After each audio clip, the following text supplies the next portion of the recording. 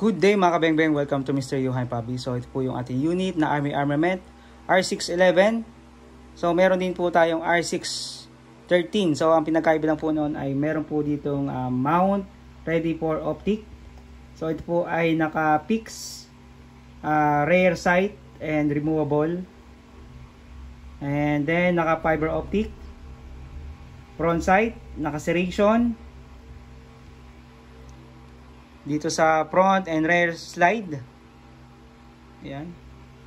So naka magwell, kanyang grip, polymer plastic, full metal po yung frame and slide, naka ambidextrous safety.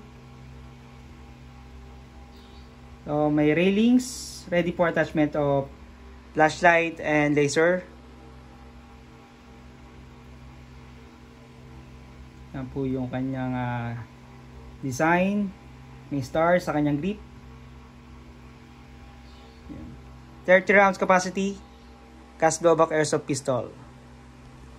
Thank you.